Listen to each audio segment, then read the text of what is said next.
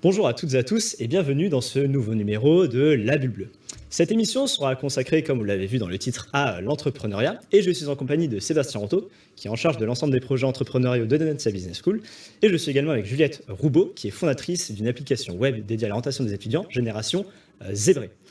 Pour cette première partie d'émission, nous allons parler des actualités récentes de Dentsia, à savoir avec notre chronique La Bulle Time.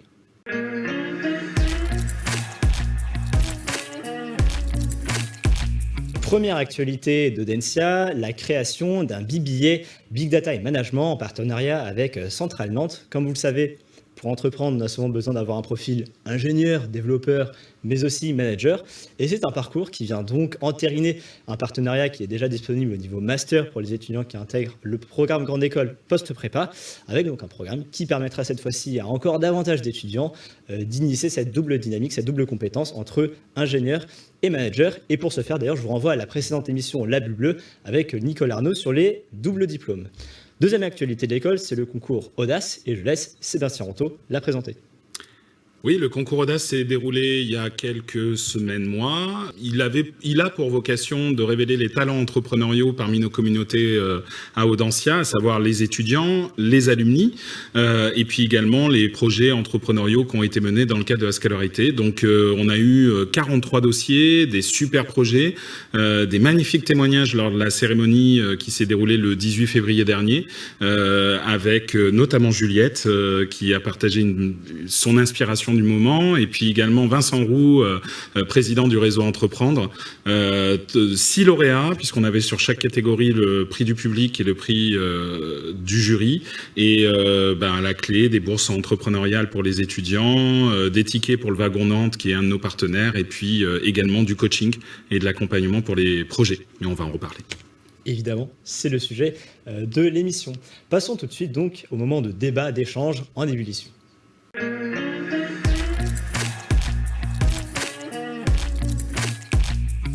Pour la chronique en ébullition, nous allons nous intéresser au parcours d'une ancienne étudiante diplômée d'Audencia. Juliette, est-ce que tu peux nous présenter ton parcours brièvement et on reviendra plus longuement dessus avec Sébastien pour un peu voir comment ton parcours s'est construit et comment toutes ces briques ont permis de donner naissance à ton entreprise. Ok, donc moi j'ai fait une prépa après mon bac, une prépa ECE, puis j'ai intégré Audencia en 2009. J'ai fait le parcours Grande École, puis j'ai fait un master spécialisé à Audencia à l'école centrale. Et ensuite, j'ai travaillé pendant 3 ans dans une start-up, donc chez Blablacar, avant de créer Génération Zébré. Donc un parcours cohérent qui s'est constitué brique par brique. Peut-être pour commencer par la première des briques que l'on a en école de commerce, ce sont les cours. Donc qu'est-ce que tu retiens de tes cours? Qu'est-ce que tu as appris pour entreprendre? Donc à Audencia, dans la première partie du cycle, on a le tronc commun. Donc quand on sort de prépa, c'est le premier moment en fait où on va avoir des cours liés à toutes les disciplines de l'entreprise. Donc des cours de marketing, des cours de compta, des cours de droit, des cours d'analyse financière. Et donc quand on sort de prépa, je pense que c'est un grand pas parce qu'on passe de matières très académiques à des matières en lien avec le domaine de l'entreprise. Et maintenant, en tout cas avec le recul, je me dis que c'est une chance de pouvoir voir tous ces champs, parce que tous sont en fait utiles après, que ce soit la création de l'entreprise, mais même pour avoir une compréhension globale de comment fonctionne toute activité. Et donc je pense que c'est un passage qui me semble moi indispensable, ne serait-ce que pour développer, je pense, une bonne culture, une bonne compréhension de l'entreprise. Donc je pense que ce tronc commun, ça permet justement d'éveiller notre curiosité, d'apprendre des premiers éléments, et ça pose les bases pour ensuite choisir une spécialisation. Et peut-être du point de vue académique, comment tous ces cours sont construits, En première année, nos étudiants, comme le rappelait Juliette, vont acquérir des fondamentaux, notamment sur la première année où ils intègrent Audencia. Et puis, à partir de la deuxième année, on peut créer les passerelles en fait entre ces dimensions marketing, financières. Et c'est là qu'on a la première brique d'impulsion, on va dire, pour des projets entrepreneuriaux, des cours qui sont dédiés à l'entrepreneuriat, qui vont obliger les étudiants, des équipes d'étudiants, à mobiliser tous ces champs des sciences de gestion, du management, pour arriver à, en plus, autour de la créativité, être capable de structurer de manière cohérente un projet et puis d'apprendre quelque part les éléments de communication d'un entrepreneur, le BP, le business plan, et puis pitcher, c'est un grand mot aujourd'hui qui est beaucoup utilisé, mais être capable de présenter de manière succincte son projet à des parties prenantes, des investisseurs ou des partenaires. Ouais, moi, je pense que c'est vraiment hyper important. Enfin, c'est indispensable en fait d'avoir des notions de base dans toutes les disciplines avant de se spécialiser et de prendre, enfin, et de monter en compétence sur un sujet précis, quoi.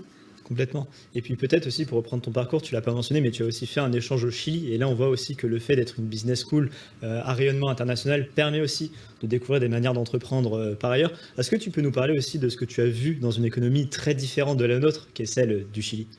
Ouais, donc l'échange universitaire à l'étranger, donc c'est un passage clé de tout étudiant à Audencia. Et je pense que c'est une super expérience parce que au-delà de l'aspect purement disciplinaire, c'est une expérience qui permet de gagner en maturité hyper rapidement. Et ensuite, moi, ce qui a été intéressant, c'est que dans mon échange, donc je suis partie à Santiago au Chili, et dans la fac où j'étais, on peut choisir, en fait, on peut choisir des disciplines très différentes liées au champ économique et même liées un peu à d'autres disciplines qui nous intéresseraient. Donc déjà, c'est un super moment, je trouve, d'éveil et d'apprentissage.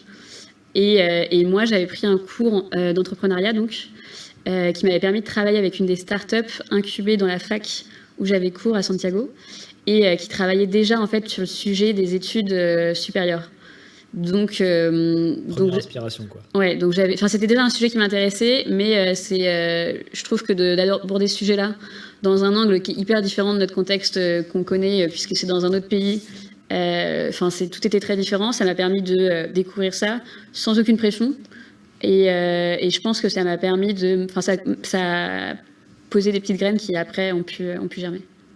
Et puis qui ont commencé du coup à germer en dernière année avec donc une spécialisation qui pour le coup peut être orientée entrepreneuriat ou pas forcément. Plus largement, oui. D'ailleurs, peut-être voilà un petit topo sur les spé que l'on peut faire en dernière année, donc en M2 à Audencia. Oui, ils sont généralement regroupés en grandes familles du management. On a des spécialisations en finance, des spécialisations en marketing, des spécialisations en entrepreneuriat notamment, et puis tous les autres champs de gestion. La spécialisation de Café Juliette, et on pourrait être assimilé à tout ce qui est exploration et le design et la créativité. C'est la spécialisation MDC, Master Design Création. Ouais, marketing, design et création. Autant pour moi, marketing, design et création. Donc c'est clair qu'on va retrouver, enfin je te laisse en parler. Ouais, c'est un master spécialisé, mais que moi j'ai fait en majeur donc à la fin de mon parcours grande école. Et ça faisait partie de ce qui me plaisait quand j'ai choisi Audencia, c'était d'avoir il y a des majeurs, il y a plusieurs majeurs, plusieurs masters qui sont pluridisciplinaires. Et là, typiquement, celui-là, on avait des cours à Audencia, à l'école centrale et à l'école de design. Et en fait, c'est un master qui est empreint de la philosophie du design thinking, qui maintenant est largement diffusée et répandue, mais qui à l'époque, c'était il y a 10 ans, était finalement très, très novatrice et en tout cas m'a beaucoup appris. Et peut-être pour important aussi, on parle souvent de la réussite des grandes universités américaines du point de vue purement géographique, d'avoir à côté des étudiants en business, en management, des étudiants en école d'ingénieur, etc. On a aussi ce campus où finalement 3 écoles de disciplines complètement différentes sont présentes en un lieu. Donc j'imagine que dans ces cours-là, dans ces genres d'échanges informels qui peuvent se faire aussi entre les étudiants, c'est là aussi que peuvent germer pas mal d'idées. Et pour faire germer ces idées, on a aussi un dispositif qui est cet incubateur. Alors c'est le grand classique, toutes les écoles de commerce ou presque en ont un, mais justement celui d'Audencia est spécifique parce qu'il réunit justement ces 3 champs de compétences. Donc voilà, peut-être une présentation, Sébastien, de ce que fait cet incubateur. Oui, il n'y a pas beaucoup d'écoles de commerce qui n'ont pas d'incubateur. La double négation peut être dangereuse, mais on va dire qu'il a cette originalité à 2 titres. Audencia a été parmi la première vague des écoles de commerce à se doter d'un incubateur en 2003, 2002, 2003, et puis en 2013, les rapprochements géographiques des écoles, puisque Centrale Nantes est située juste en face d'Audencia, l'incubateur est naturellement devenu un incubateur commun à ces 2 écoles. Et puis quelques années plus tard, en 2015-2016, l'alliance a été structurée entre 3 écoles, Audencia, Centrale Nantes et également l'École nationale supérieure d'architecture de Nantes.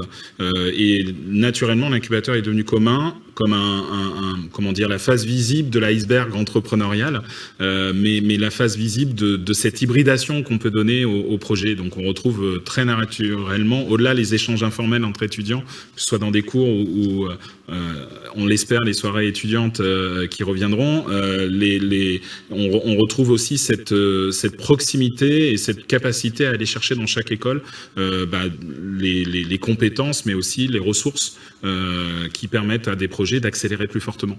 Et au niveau de l'accompagnement entrepreneurial, il y a aussi un dispositif assez classique dans le monde des écoles, c'est l'incubateur, avec aussi potentiellement des parcours fléchés pour l'intégrer. Donc quid de cet incubateur Audencia? Alors, l'incubateur Audencia, comme tu le disais, Mehdi, il y a un antécédent, c'est qu'il y a une sorte de voie royale dans toutes les écoles. Les étudiants en sensibilisation ont l'occasion de se tester et puis vont se spécialiser dans la fin de leurs études sur une majeure, un MSI, dans une majeure qui est souvent entrepreneuriat et innovation. À Audencia, on a cette spécificité, c'est entrepreneur et dirigeant. Elle a vraiment vocation de se tourner vers les porteurs et de les accompagner, quelle que soit la nature de leur projet, que ce soit une reprise d'entreprise, un projet intrapreneurial ou pour le compte d'un entrepreneur tiers ou leur propre projet, d'accélérer sur celui-ci. Et donc, à la suite de ça, on a un SAS, qui est le stage de fin d'études, où tout étudiant peut le substituer, pas forcément uniquement dans cette voie royale qui est la spécialisation en entrepreneuriat, mais tout étudiant à Audencia peut substituer son stage de fin d'études par un stage entrepreneurial sur lequel on l'accompagne, on le met en réseau avec les acteurs, c'est un moyen de tester le marché, et il a également la possibilité, selon la maturité du projet, à rejoindre l'incubateur. Alors là, on en revient sur la phase visible de l'entrepreneuriat dans la plupart des écoles. Audencia a une double originalité, c'est que d'une part, on a fait partie des écoles pionnières en lançant un incubateur très tôt, dès 2003, ce qui nous amène à avoir accompagné près de 150-200 projets aujourd'hui. Et la deuxième originalité, c'est que les proximités naturelles qu'on évoquait des écoles, du tissu nantais, a amené en 2013 l'incubateur à devenir conjoint ou commun avec Centrale Nantes, et puis en 2015, le porte-étendard de l'hybridation dans le cadre de l'Alliance. Donc voilà, aujourd'hui, c'est 25 startups accompagnées, une dizaine de startups qui rejoignent chaque année, des belles performances, des beaux projets. Sur 2019, des très belles levées de fonds. 2020, on va le garder un peu secret parce que il y a encore des choses qui sont en train de se finaliser en termes de levée de fonds, mais on était à plus de 3,5 millions d'euros de levée de fonds pour les startups qui étaient dans l'incubateur et qui sont le reflet d'une part la volonté des étudiants et diplômés des écoles en termes d'inspiration, et puis le reflet des couleurs des écoles, que ce soit la deep tech, que ce soit les projets impact, que ce soit les EdTech avec Génération Zébré, ou que ce soit d'autres projets. Donc pas de limite, mais un incubateur qui est réservé à nos diplômés et étudiants issus de nos écoles. Et peut-être avant de revenir effectivement à Génération Zébré, peut-on parler de quelques success stories que pourrait avoir l'incubateur ? On en a quelques-unes et nombreuses. Plusieurs startups ont pris leur envol. Parmi les plus médiatiques, on a Divin, il y a quelques années, qui a été lauréat au CES Las Vegas. Dans 1 ou 2 années après, on a eu Velco. Donc Divin est sur un dispositif, on va dire, d'aération du vin et une machine qu'on a souvent appelé le Nespresso du vin. Velco est sur un guidon connecté qui permet d'avoir toutes les objets connectés, mais sur le vélo, le cycle. On a également Guessuite qui est passé par chez nous, qui est l'un des leaders français, voire européens, sur tout ce qui est ce qu'on appelle en anglais le Review Management System, donc tous les systèmes de collecte et diffusion des avis en ligne. Et aujourd'hui, on a quand même ces beaux projets passés ou issus d'Audencia, et puis Génération Zébré aujourd'hui, Now Stage, qui est sur l'automatisation de la poursuite lumière dans les studios ou les événements, et encore d'autres projets merveilleux qu'on accompagne et qu'on a la chance surtout d'accompagner aujourd'hui. Et donc, comme on le disait, cet incubateur peut s'intégrer en sortie d'école, mais aussi après. Toi, Juliette, qu'as-tu fait après ton diplôme ? Donc moi, une fois que j'ai été diplômée d'Audencia, j'ai fait mon stage de fin d'études dans un cabinet de conseil. J'avais envie de découvrir le monde du conseil et je me suis rendu compte que c'était pas du tout fait pour moi. Et donc après ça, mon premier emploi, c'était chez Blablacar, dans l'équipe Growth, où j'ai travaillé pendant 3 ans, à la fois sur des sujets marketing et produits. Et à la suite de ça, je me suis lancée et j'ai créé donc Génération Zébré, qui est un site internet pour accompagner les lycéens et étudiants en début de parcours vers leur choix d'études supérieures. Et du coup, peut-être avant de revenir plus en focus sur ton expérience à l'incubateur avec cet accompagnement Audencia, qu'as-tu tiré de tes 3 années à Blablacar ? des 3 années à Blablacar, donc c'était mon premier emploi. Donc c'est le moment où on prend pied vraiment dans le monde de l'entreprise, on découvre les différentes fonctions, on découvre le rôle justement de chaque service. Donc il y a un service marketing, il y a un service développement technique, il y a un service finance, il y a un service ressources humaines. Et justement, je trouve que ça fait un peu lien avec les cours qu'on a dans le tronc commun à Audencia. On se rend compte de tous les champs disciplinaires qui sont indispensables en fait à la création, mais surtout au développement d'une entreprise. Donc ça m'a permis de comprendre tout ça et après de me spécialiser sur des sujets qui étaient moi soit l'acquisition de trafic, soit justement le développement de produits innovants. Et surtout aussi cette expérience de scale-up qui est le nom d'une start-up qui grandit très vite, très fort, clé Blablacar, t'a aussi permis de gagner en structure dans ton expérience actuelle. Donc, dans ton expérience actuelle, donc, tu as créé Génération Zébri il y a quelques années de cela. Est-ce que tu peux nous raconter un peu la genèse de ce projet-là et comment, quelques années du coup après ta diplomation, tu reviens pour bénéficier des services de l'incubateur? Oui, tout à fait. Donc, Génération Zébri, donc on est deux cofondateurs. On s'intéressait au sujet de l'orientation, l'éducation dans son ensemble depuis plusieurs années. Comme je vous disais, moi déjà, quand j'étais en échange universitaire, c'est un sujet qui m'intéressait, mais même avant en fait, parce que c'est un sujet hyper large, passionnant, sur lequel on peut avoir beaucoup d'impact. Parce qu'en fait, le choix d'orientation, c'est un pas vers un premier emploi. C'est aussi un choix de vie, c'est le choix de quel type d'emploi on va vouloir ensuite mener après. Quelle est la valeur qu'on met là-dedans. Donc c'est un sujet hyper vaste qui nous intéressait parce qu'on peut avoir un impact vraiment conséquent. Et aussi parce que tout simplement c'est un sujet où je pense qu'à travers le numérique, on peut apporter des outils bien pensés et simples pour améliorer les choix faits par les nouvelles générations. Et donc comment ça s'est fait donc là justement, on pourrait dire, en gros, on a vraiment pris les principes du design thinking dont on parlait tout à l'heure. À savoir qu'au début, en fait, on a passé beaucoup de temps avec des lycéens, des élèves de terminale, qu'on allait rencontrer dans des lycées pour leur poser des questions, savoir justement quelles étaient les questions qui se posaient, quels étaient les outils qui existaient vers lesquels ils se tournaient, qu'est-ce qui fonctionnait bien, qu'est-ce qui manquait. Et on a testé différents concepts. Il y en a un qui s'est imposé assez rapidement, qui est ce qu'on appelle le Tinder des métiers, où hyper rapidement, en fait, un jeune pouvait découvrir plein de métiers et se positionner en nous disant si ça l'intéressait ou pas. Et en fait, ça c'est la première brique à partir de laquelle on a construit tout le produit. Donc, qui est devenu un test d'orientation, qui est devenu un explorateur des formations, et aujourd'hui, qui est un outil complet pour à la fois s'informer sur les métiers et les formations. Donc, voilà comment on a construit Génération Zébri. Et pareil, on a travaillé sur la partie modélisation économique. On a travaillé d'abord avec des branches professionnelles, puis avec des établissements d'enseignement supérieur. Et voilà, et donc on s'est développé comme ça pendant 3 ans. Et donc mon rapport avec l'incubateur, c'est que aujourd'hui on est dans une nouvelle phase. Déjà moi j'avais envie de revenir vivre à Nantes, que j'avais découvert pendant mes études. Et donc on a rejoint l'incubateur, ce qui nous permet, en fait d'atterrir dans l'écosystème nantais. Ce qui nous a permis donc une mise en relation avec tous les acteurs économiques locaux. Et deux, après, d'un point de vue purement développement, aujourd'hui, on est dans une phase où on voudrait accélérer. Ça veut dire réfléchir à d'autres modes de financement, à une vision différente de l'entreprise. Donc, c'est un nouveau cap.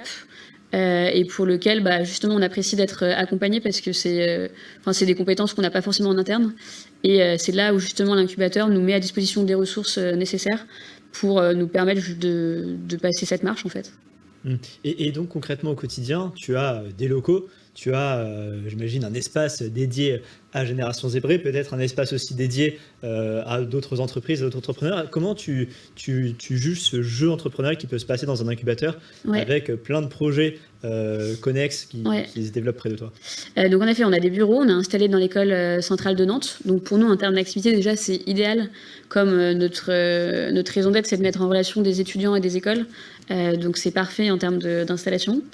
Et ensuite, en effet, comme disait Sébastien, il y a beaucoup de startups qui font partie de l'incubateur et qui sont toutes à des stades différents. Donc il y en a qui sont au stade de projet, il y en a qui ont déjà bouclé les premières levées de fonds de plus d'1 million d'euros. Donc en fait, pour tout entrepreneur, c'est top parce que dès qu'on a un sujet, on peut poser la question et avoir des réponses très rapidement. Moi, la semaine dernière, je me posais des questions sur le statut JEI, peu importe, un sujet de comptabilité. Et tout de suite, il y a, je crois, 5 entreprises différentes qui m'ont répondu pour me partager leur expérience. Et en fait, c'est exactement ça dont on a besoin, je pense, quand on entreprend. Complètement. Et peut-être pour compléter aussi sur la manière dont tout ce dispositif est conçu pour accompagner, donc on l'a vu, des étudiants, mais aussi des alumni qui viennent avec cette expérience, comme Juliette, tu as bossé chez Blablacar, une scale-up qui a une croissance dingue, que tu apportes aussi, j'imagine, à d'autres entreprises avec ton savoir-faire. Donc voilà, comment, au niveau de l'incubateur, on développe tout ça ?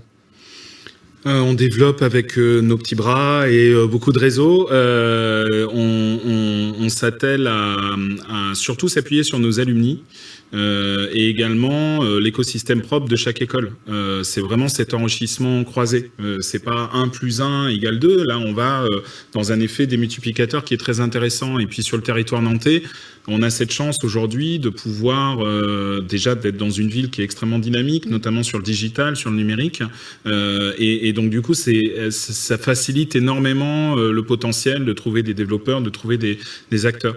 Donc la structuration, elle passe par déjà trouver on va dire des temps de formalisation des projets. Comme disait Juliette, on a des projets qui sont à des stades plus ou moins avancés. Donc il y a tout un parcours, on va dire, qui s'appelle préaccélération, qui est constitué d'ateliers pour revoir la proposition de valeur, le modèle économique, un certain nombre de clés fondamentales du projet. Et puis après, il y a tout un parcours qui est accélération, qui est plus sous l'impulsion de coach spécifiques pour les projets et de mentors aussi, de réseaux de mentors pour essayer de les accompagner à monter en compétences. Ça, c'est ce qu'on donne, mais c'est ce que viennent chercher aussi les porteurs de projets. On ne peut pas se substituer à nos étudiants, à nos diplômés dans, je dirais, la création de leur entreprise, mais aussi les choix qu'ils doivent faire. Ils doivent devenir dirigeants, ils doivent prendre les bonnes décisions. Donc nous, on est juste là pour essayer de leur donner déjà tout l'écosystème favorable qui va leur permettre de questionner leurs choix, mais à la fin, c'est eux qui font leurs choix et c'est eux qui tracent leur destinée. On parle de l'incubateur, mais on a aussi beaucoup de beaux projets qui passent pas forcément par l'incubateur, parce que cet incubateur, aujourd'hui, il est sur le territoire nantais. Donc, tous nos alumni, tous nos étudiants ne veulent pas forcément créer là. Donc, on est en train d'avancer et de développer de nouveaux objets. Alors, ce que j'appelle objets, c'est des partenariats ou opérer des programmes d'incubation avec d'autres partenaires pour permettre sur les autres territoires, en France, notamment à Paris, mais dans d'autres territoires, avec les pépites, avec tout un tas d'acteurs spécialistes de l'accompagnement entrepreneurial étudiant, et puis aussi à l'international, parce que l'école, on a des projets. Il y a Lamia Hassen, une étudiante qu'on a accompagnée sur son stage entrepreneurial, qui a créé une marque de cosmétiques à Hong Kong. Bon, on n'avait pas forcément l'incubateur, il n'était pas armé, mais au moins ça permettait aussi de permettre le lancement d'activités entrepreneuriales, y compris à l'international. Bien sûr. Et aussi, autre gros enjeu quand on crée une entreprise, c'est le financement. Il me semble aussi que cet incubateur aide, on parlait de levée de fonds supérieure à parfois 1 million d'euros, avec aussi des sommes levées de 3 à 4 millions d'euros sur les années précédentes. Justement, quand on crée une entreprise, on doit aussi avoir du financement pour la développer. Quid justement du réseau que l'on peut développer? J'ai entendu parler d'un club d'investissement West Angels, où aussi une partie prenante de l'école est active dedans. Donc voilà, comment se fait tout ce réseau d'accompagnement de financement? Alors, on a l'accompagnement, c'est l'accompagnement technique et mentoring sur les projets. Ça, c'est une chose, c'est important et c'est la raison pour laquelle on peut construire. Après, les projets ont souvent des besoins en financement qui leur permettent aussi d'amorcer la pompe pour accélérer. À ce titre-là, depuis quelques années, on a structuré tout un parcours de financement et il va encore s'agrémenter, mais autour d'un fonds d'amorçage qui permet d'aider les projets de l'incubateur, mais des diplômés d'Audencia au sens large, voire éventuellement, même si on n'a pas eu le cas sur cette maturité-là, ou aujourd'hui dans les projets dans lesquels on est partie prenante, où on a investi des projets étudiants, on peut rentrer au capital de ces sociétés pour les accompagner, pour avoir un effet de signal vis-à-vis d'autres investisseurs. c'est pas forcément Audencia aujourd'hui qui va mettre 1 million d'euros dans les projets, mais par des effets de signaux, par l'accompagnement à la levée de fonds sur lequel on peut associer ces éléments-là, Audencia peut accompagner et peut financièrement faire ce premier pas. Après, tu citais West Angel, il y a sur le territoire nantais plusieurs clubs de Business Angel, il y en a aussi au sein de la communauté Audencia par le Business Angel des grandes écoles notamment et des diplômés à titre personnel qui sont des Business Angels.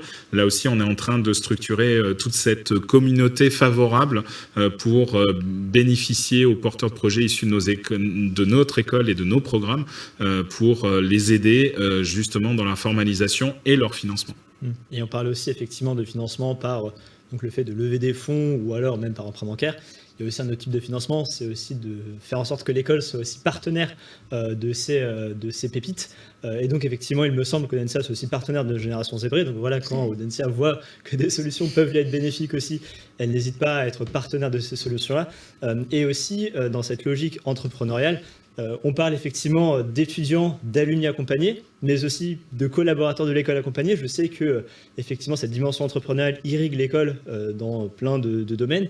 Peut-être aussi un topo sur le fait qu'on puisse à Audencia avoir des profs porteurs de projets aussi dans ses cours. Oui, alors déjà nos carrières sont pas forcément à profil unique. On est déjà, quand on est professeur à Audencia, on est enseignant. Donc face en salle de cours à nos étudiants, mais aussi chercheurs. Et on peut avoir un parcours entrepreneurial à côté, passé, présent, parfois futur. Je pense que tu fais référence aussi à une autre dimension. On considère dans nos communautés Audencia, mot que j'ai pas mal utilisé aujourd'hui, mais qui est vraiment très fort aujourd'hui dans notre école et résonne encore plus et va encore plus résonner dans les années à venir. Nos communautés Audencia, c'est les étudiants, les diplômés, les collaborateurs et les entreprises. Donc à ce titre-là, on applique aussi pour nous les approches de design thinking, l'accompagnement, le coaching, le développement de compétences de coaching, mais peut-être aussi de mentoring chez les collaborateurs pour le lancement d'activités nouvelles au sein d'Audencia. Donc, ils sont incubés, entre guillemets, en interne pour les aider à monter en compétences, faire le parcours un peu de développement client ou d'identification des points de frustration des collégiens. Nous, on fait la même chose sur le lancement de nouveaux programmes ou de nouvelles activités. Et puis, on a aussi la volonté d'être acteurs de nos écosystèmes locaux. Et à ce titre-là, les collaborateurs vont progressivement monter et accompagner des projets qui soient issus de l'écosystème local parce qu'on est en train d'échanger avec des associations d'accueil de réfugiés qui lancent des projets entrepreneuriaux, donc qu'on puisse faire de l'accompagnement dans leur structuration de projet ou même d'autres types de projets dans l'écosystème local. Et pour finir, je vais vous poser une question à tous les deux. Juliette, si on reprend, si tu te revois à 18 ou 20 ans, quel conseil te donnerais-tu pour réussir à entreprendre? En dehors du fait de regarder Génération Zébrée, du coup. Non, mais déjà, entreprendre, c'est pas forcément l'objectif de chacun. Non, ce que je donnerais plutôt comme conseil, c'est pas forcément d'entreprendre, c'est plutôt que de dire j'ai l'impression qu'à 18 ans, on a une vision un peu pessimiste de l'avenir. On a l'impression qu'on va devoir un peu faire avec ce qu'on trouve sur le marché de l'emploi ou en termes d'expérience. Moi, je dirais que c'est pas vrai, même si le contexte économique est ce qu'il est. Mais non, ce que je dirais à 18 ans, c'est plutôt de faire qu'en fait, déjà, il y a 1 million d'emplois, d'entreprises différentes qui existent. Et qu'en tout cas, si vous rejoignez une grande école, vous aurez les moyens en fait de trouver un emploi qui vous correspond réellement. Donc je dirais plutôt d'être exigeant, de suivre ce qui vous plaît, ce qui vous intéresse vraiment, et de trouver soit les entreprises en accord avec vos valeurs, soit éventuellement de la créer, mais qu'en tout cas vous avez les ressources pour trouver ce qui vous plaît vraiment. Et toi, Sébastien, tu dirais quoi à un jeune de 18-20 ans qui voudrait peut-être entreprendre, ou pas d'ailleurs, en guise de conseil?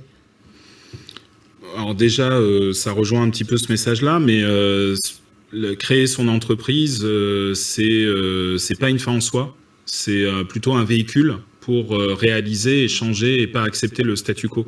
Donc pour moi, entreprendre, c'est pas que créer son entreprise, ça peut l'être, pour plein d'égards. Mais aujourd'hui, il faut y aller, il faut pas hésiter. Donc ça veut dire quoi? Ça veut dire regarder autour de soi, être curieux. J'aime beaucoup cette différence. Les entrepreneurs sont pas des rêveurs, ce sont des faiseurs. Alors c'est mieux en anglais. Entrepreneurs are not dreamers, they are doers. Ça peut être mieux en anglais. Mais en l'occurrence, si vous avez des idées, s'il y a des choses qui vous frustrent dans votre environnement, eh bien, mettez-vous en mouvement. Trouvez des gens avec lesquels et cherchez à corriger. Et puis après, si c'est une création d'entreprise qui vient derrière, voilà. Donc je pense on a tous un fondement, on doit être entrepreneur. En tout cas, les employeurs recherchent aujourd'hui des profils entrepreneuriaux. Et c'est une réalité que nos jeunes générations osent continuer. On a besoin de ça. Merci Juliette, merci Sébastien pour ces témoignages sur l'entrepreneuriat. On retrouve tout de suite la chronique Microbulle, la chronique animée par les étudiants de l'asso GIACE d'Audencia qui sont partis à la rencontre d'étudiants qui sont actifs dans le milieu de l'entrepreneuriat. Bonjour, je suis Jean Avocat, président d'Audencia Club of Entrepreneurship, l'association d'entrepreneuriat. C'est une toute nouvelle association puisqu'elle a été créée l'année dernière par Flore Soloup, une étudiante d'Audencia à ACE. Donc on a plein de projets, on est 12 membres et on organise notamment le concours Audace dont la première édition a eu lieu cette année avec une cérémonie de remise des prix en février. Le concours Audace, c'est un concours qui récompense les meilleurs talents entrepreneuriaux d'Audencia avec un prix du public et un prix du jury. Et sur le prix du public, cette année, on a eu plus de 1600 votes. Donc vraiment une très très belle réussite. À côté de ça, donc on a plein d'autres événements comme un Startup Weekend qui est prévu pour septembre, en tout cas le début de l'année prochaine. Un livret de l'étudiant entrepreneur pour que les étudiants sachent vraiment comment ils peuvent monter leur entreprise. Et donc n'hésitez pas, si vraiment Audencia vous tente, rejoignez ACE, on sera super content de vous accueillir. Bonjour, nous sommes les deux fondatrices de Double E à Paris, Mélanie et Alexina. Double E à Paris, c'est quoi? C'est une marque de lingerie spécialisée pour les petites poitrines, allant du bonnet AA au bonnet B. C'est donc un projet que j'ai pu porter au sein de ma majeure entrepreneuriat à Audencia Business School. À la fin de cette majeure, j'ai pu donc substituer avec Mélanie notre stage de fin d'études avec une création d'entreprise. Exactement, donc grâce au Startup Lab qui est mis en place par Audencia, aujourd'hui on est accompagné au quotidien par des professeurs qui nous donnent des conseils essentiels pour lancer Double E à Paris. Et également Audencia Business School a mis en place un concours Audace que nous avons remporté dans la catégorie Jeunes Pousses. Nous avons donc remporté 1 500 € et également 1 an d'accompagnement. Donc Audencia Business School nous a vraiment aidé dans le développement de notre projet Double E à Paris et nous aide encore autant sur le plan financier qu'à nous donner des conseils et toutes les clés en main pour lancer notre projet de la meilleure des manières. Enactus est une association d'entrepreneuriat solidaire international qui est présente dans plusieurs lycées et établissements d'enseignement supérieur à travers le monde. Le but est de créer des projets entrepreneuriaux à impact positif sur la société, que ce soit en répondant à des problématiques sociales ou environnementales. À Enactus Audencia, on est aidé par des chargés d'accompagnement d'Enactus France qui nous aident à monter des projets à impact que l'on présente ensuite à des professionnels pour obtenir des conseils et éventuellement des financements.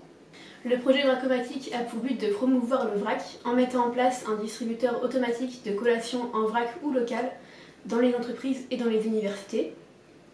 Le projet Repartage a lui pour but de lutter contre la précarité alimentaire étudiante en mettant en place un échange de repas entre les étudiants qui aiment cuisiner et les étudiants qui veulent recevoir des repas contre une rémunération ou un service. Move, c'est un projet d'entreprise qui vise à développer les mobilités douces et en facilitant les trajets domicile-travail en proposant un service de leasing de vélos aux entreprises afin de permettre à leurs salariés de se rendre plus facilement de leur domicile jusqu'à leur lieu de travail. Qu'est-ce que le concours Audace? Tout d'abord, c'est un accompagnement au quotidien par nos professeurs et ainsi un regard extérieur sur notre projet. Et enfin, d'avoir gagné ce concours, ça a confirmé notre idée que le projet Move était viable. Notre équipe, elle est constituée de 6 personnes, et on vient tous de milieux différents. Certaines personnes ont une spécialisation dans le droit, d'autres ingénieurs, d'autres ont plus une appétence pour le marketing. Et c'est cette variété de profils qui, je pense, a fait le sel de notre équipe. Pour les futurs candidats, je dirais que le principal, ce n'est pas d'avoir la fibre entrepreneuriale, mais surtout d'avoir une équipe en laquelle on croit et de fournir un travail rigoureux. Et ces deux ingrédients permettent de monter un projet très solide, je pense. Donc voilà, quant à nous, on se retrouve très vite pour un prochain numéro de La Bulle Bleue. Au revoir.